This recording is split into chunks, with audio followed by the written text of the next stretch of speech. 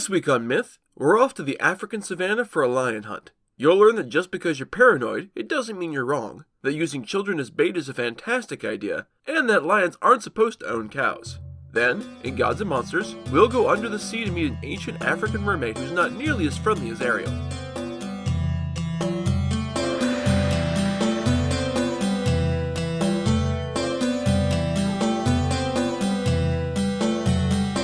This is the Myths Your Teacher Hated podcast, where I tell the stories of cultures from around the world in all of their original, bloody, uncensored glory. Modern tellings of these stories have become dry and dusty, but I'll be trying to breathe new life into them. This is episode 33, The Lion Sleeps Tonight. As always, this episode is not safe for work. This week's story comes from a collection of traditional tales from Zimbabwe and Botswana, The Girl Who Married a Lion, by Alexander McCall Smith. All of the stories in the collection are fantastic, and I highly recommend getting a copy of the book if you're interested in diving into more of the fascinating stories from Southern Africa. But for now, it's story time, boys and girls. Khumalo was a moderately wealthy man, and his daughter was known as a great beauty. Khumalo and his wife had worried about finding a husband who was good enough for their daughter, and also interesting enough to catch her eye. On the day she married, nearly everyone in the village was happy. Khumalo was happy that his new son-in-law had been able to gather such an impressive herd of cattle as a dowry. Khumalo's wife was happy that she no longer had to worry about the kind of man her daughter would end up marrying. Khumalo's daughter was pleased that she had found such a kind, handsome, sexy man for her husband. In fact, the only person who wasn't happy was Khumalo's son. "Why aren't you happy, man? Your sister has a fine husband." The young man shook his head and sighed. "No, my friends, she has not. My sister has married a lion." No, that's definitely a man." "No, it's a lion. He's just disguised to look like a human. I don't know why no one else sees it." No one quite knew what to make of this strange statement, so his friends just let it go. They figured he was just jealous of their relationship, and maybe a little crazy, so they laughed it off. "That's a weird thought, but whatever, I guess. What did he say when you told him he's a lion in disguise?" "I haven't told him. I haven't said anything at all to him, in fact. How can I? He's a lion. I will not talk to the lion that stole my baby sister." The family was less than pleased that the brother was being rude to his sister's new husband, but they decided it wasn't worth pressing the issue. This was a wedding after all, so there was no need to ruin a happy affair with one man's sour grapes. They figured he'd get over whatever it was in a few days. Except he didn't. Years went by, and his sister had two strong sons, each as handsome as their father, which most would have taken as proof that her husband was human, but not the brother. Fuck him, I know he's a goddamn lion in disguise. I know it!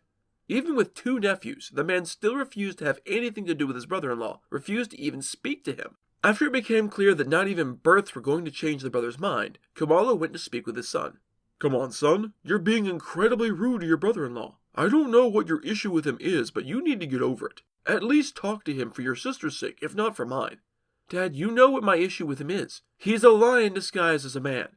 "Not this shit again. Don't be ridiculous, son. He's clearly not a lion. I mean, just look at all the cattle he gave me as a bride gift when they married. Where would a lion get so many cows?"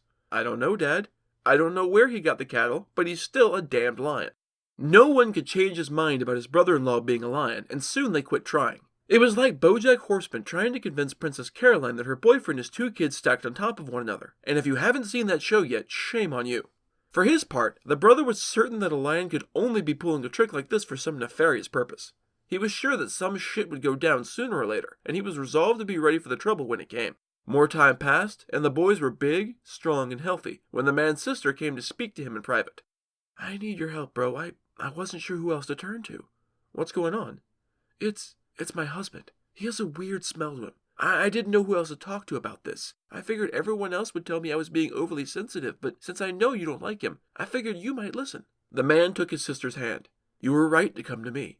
I'm here to help. Now, you say he has a strange smell. Strange how?"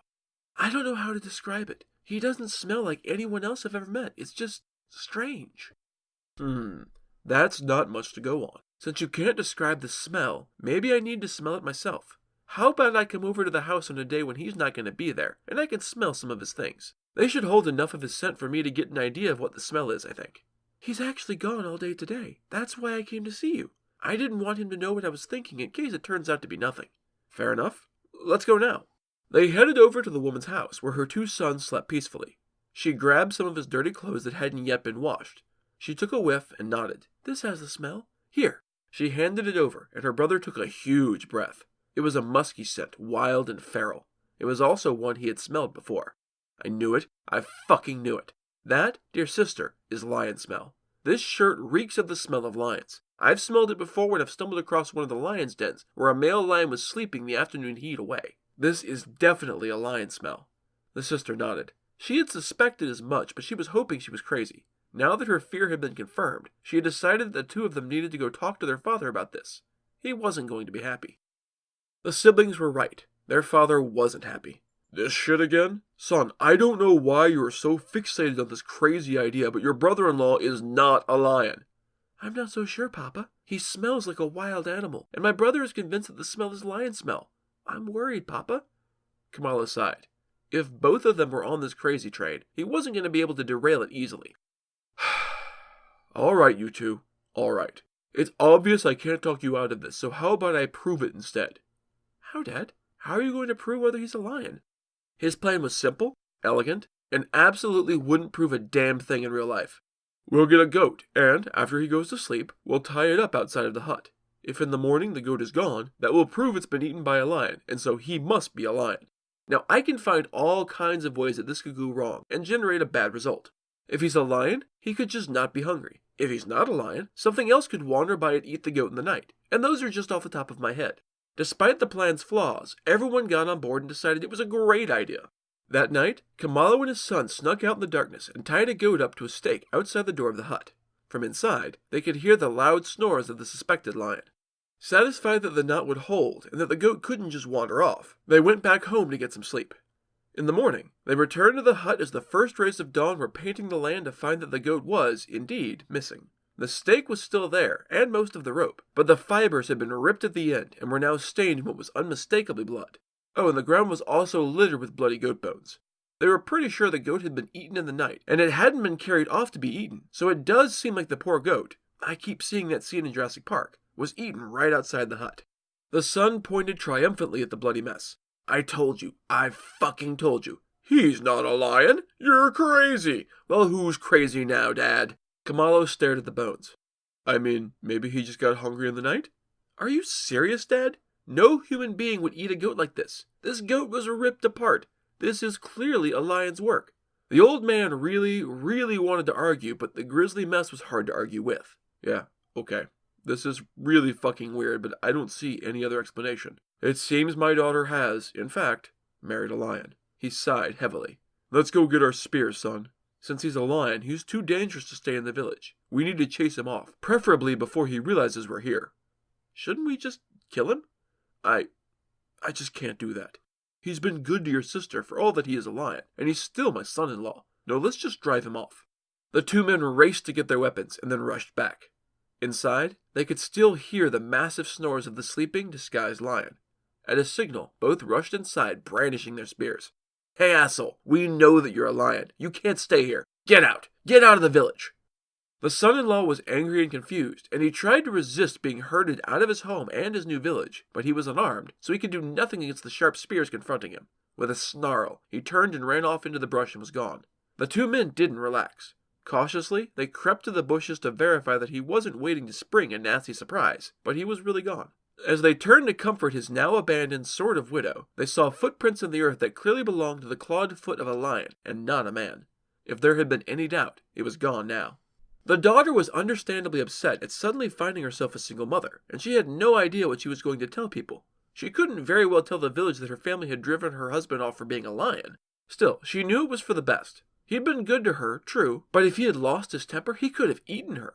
It was simply too dangerous to keep living with a disguised lion.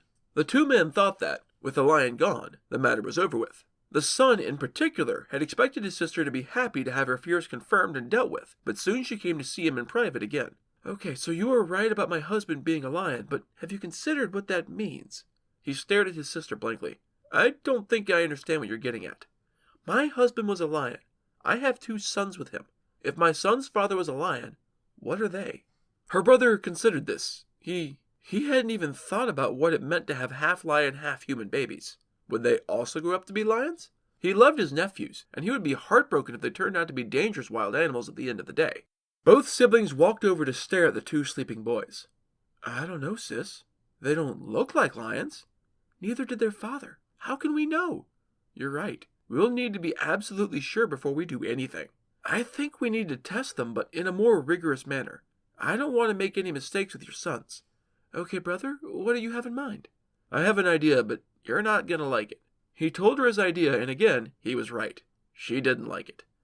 In the end, neither of them could come up with a better way to test the boys, so she nervously agreed to let him proceed. He went out into the brush and gathered many, many thin trees and branches, as well as stout, sturdy vines. From these, he fashioned a cage about 4 feet on each side. Once it was complete, he took it out into the wild, carrying it until he came to the place he sought. It was a well-worn animal run, thick with the stink of predator. From his time spent hunting for food out here, he knew that lions frequently used this path from their dens to the local watering hole. There weren't any here at the moment, but it was only a matter of time. He set the cage down near the path and then jogged back to the village. After a tearful goodbye and many hugs from their mother, the man took his nephews with him out into the wild. He led them to the cage and opened the crude door. All right, boys, in you go. They looked at him. You want us to get into the cage? Why? I'm testing it out. I need to see if it is strong enough to give protection from a lion. I already talked to your mother, and she said it's okay if you two help me out.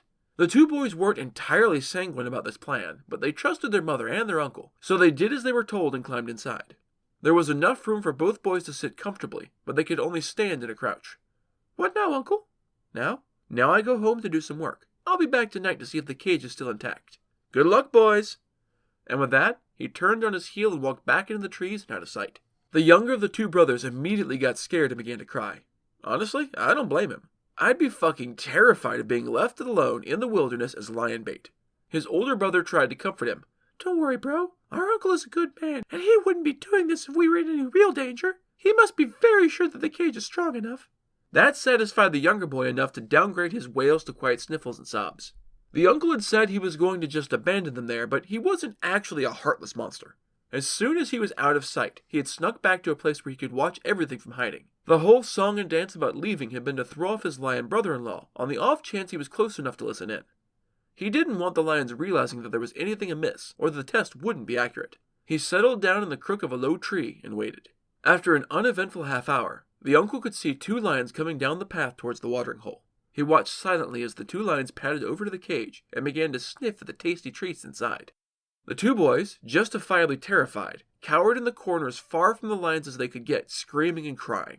The lions roared in response to the boys' wails and began to paw at the cage. One of them backed up a few steps, then charged the cage with its shoulder, trying to break the thin wood under its weight. The uncle figured if he let this go on much longer, he was going to have to explain to his sister why he let her 2 little boys be eaten by lions. Leaping out of the tree, he raced down to the cage, yelling and brandishing the spear he'd left here in secret when he brought the cage. The 2 lions, startled by the noise and familiar enough with spears to be wary of them, decided that this meal was more trouble than it was worth and hurried off. He opened the door to the cage and let the 2 boys out, then led them home. Their mother let out a cry of joy when she saw them and rushed to gather the 2 boys into her arms. Your sons are not lions, sister. When the 2 lions saw them in the cage, they tried to eat them. If they were lions like their father, the lions would have smelled the lion on them and not tried to eat them. I'm glad my boys are my boys. She hugged them close for a long, long time. I'm not really sure what we're supposed to take away from this story. For the first half of the tale, the brother comes off as an unreasonable, rude dickhead, except it turns out he was completely right about his insane theory. Then, in spite of the fact that the disguised lion has been a good father and husband up to this point, everyone agrees that he's different, which makes him dangerous, and they drive him off and are fully prepared to abandon the children too if they prove too different. It's not a terribly uplifting message, but that's sometimes how these old stories go, which means it's time for Gods and Monsters. This is a segment where I get into a little more detail about the personalities and history of one of the gods or monsters from this week's pantheon that was not discussed in the main story. This week's goddess is Mami Wata. The deity known as Mami Wata has roots and offshoots in a number of different gods and magical beings throughout Africa and Mesopotamia. Mami Wata, roughly translated as wisdom of the ocean or wise woman, and the similarity to the English phrase mama water is entirely coincidental as the words predate European colonial activity, is a half-human water deity symbolizing the juxtaposition of dualities. Mami Wata has the upper body of a human, usually female and usually nude, and the lower half of a fish or a serpent, although in some stories she is fully human in appearance. She often carries expensive items such as combs, mirrors, and watches, and is often accompanied by a massive snake, a symbol of her divine nature and her ability to see the truth, which often wraps itself around her in glistening coils, laying its head between her breasts. She can manifest as fully human to wander through markets or bars on secret business, and can even appear as a man should she so choose. Although similar to the Western mermaid, Mami Watu can be found in the creation myths of the Dogon tribe, with records of her story dating back to 4,000 years ago. She is an ancient and powerful goddess, as complicated and vital as the sea itself. Strikingly beautiful, the goddess provides spiritual and physical healing to her followers, and also serves as a guardian for their emotional and mental health. She is also the defender of important bodies of water, and to this day, some traditional groups in Africa will not go to the beach or go fishing on certain days in order to give Mami Watu a day off to relax in her watery home. As a female ocean goddess, she is a deity of fertility as well as a protector of women and children, and is known to have a particular soft spot for women who have been abused. She can provide wealth and beauty to the children of her followers if they are loyal, but like the ocean she embodies, the goddess has a dark side. It is said that she stalks the shores of the ocean to abduct men and women, but mostly men, while they are swimming or traveling by boat in her defense. If she finds them worthy, they will be returned to the shore unharmed and completely dry, with a new perspective on spirituality and religion that can make them rich, attractive, and famous. If not, her captives are drowned in the depths of the sea. Mami Watu was originally confined to Africa, but with the diaspora of the African peoples, primarily as a result of the horrors of slavery, she has crossed the Atlantic and made a home in the US, South America, and the Caribbean. Many of the slave ships that sunk during the awful journey were said to be destroyed by Mami Watu at the behest of her followers who had been kidnapped and chained in the holds in appalling conditions. As a fertility goddess, she also has a healthy sexual appetite, which is why more men get taken by her. She has been known to leave her comb or mirror lying around in ports for sailors to find.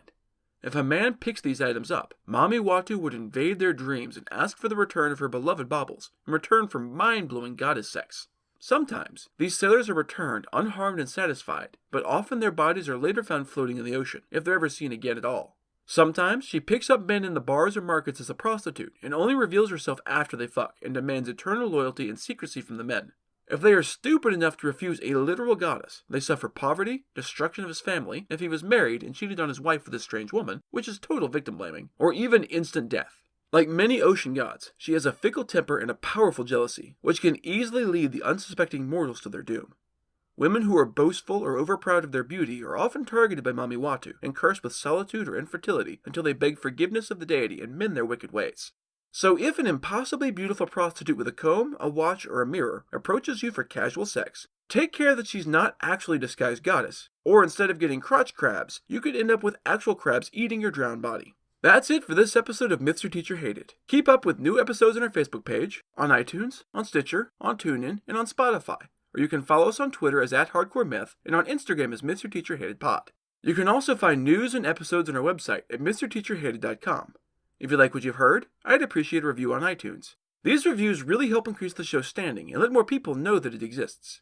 If you have any questions, any gods or monsters you'd want to learn about, or any ideas for future stories that you'd like to hear, feel free to drop me a line. I'm trying to pull as much material from as many different cultures as possible, but there are all sorts of stories I've never heard, so suggestions are appreciated. The theme music is by Tiny Cheese Puff, whom you can find on Fiverr.com. Next time, we'll play Indiana Jones and get into some real Temple of Doom shit. You'll discover that a clumsy god is the reason short people exist, that hell quails are real bastards, and that the moon is actually something a lot grosser than stinky cheese. Then, in Gods and Monsters, you'll see that John Hughes ain't got shit on a Guatemalan boogeyman. That's all for now. Thanks for listening.